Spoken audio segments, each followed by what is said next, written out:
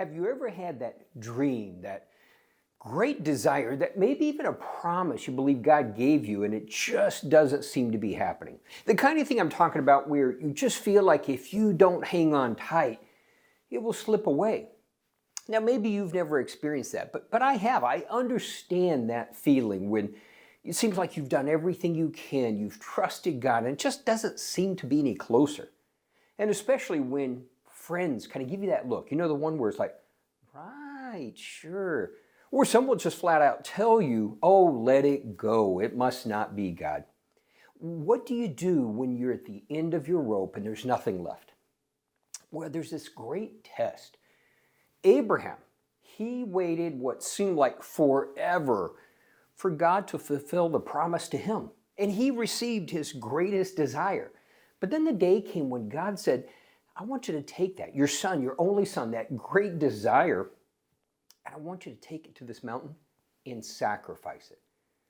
Now, Abraham responds because early the next morning, he sets out, he doesn't hesitate.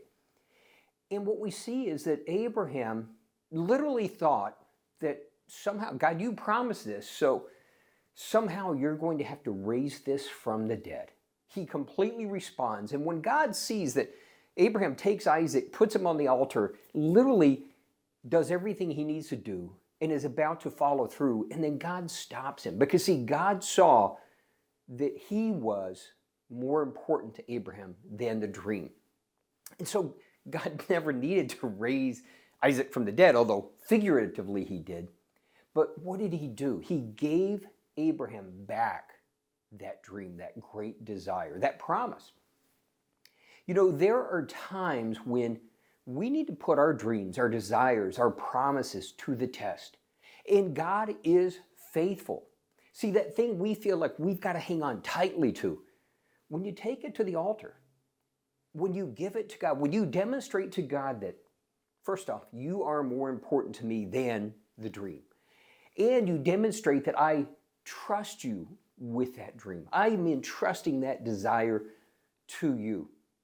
Now, I'm not saying God won't kill it and raise it from the dead, or he may give it back to you. But here's the thing. That sense that somehow we have to hang on doesn't actually help us. And God is absolutely, completely trustworthy with our greatest dreams, desires, etc.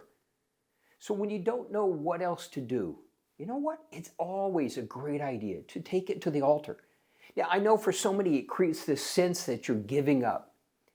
But you're not giving up. You're actually giving in.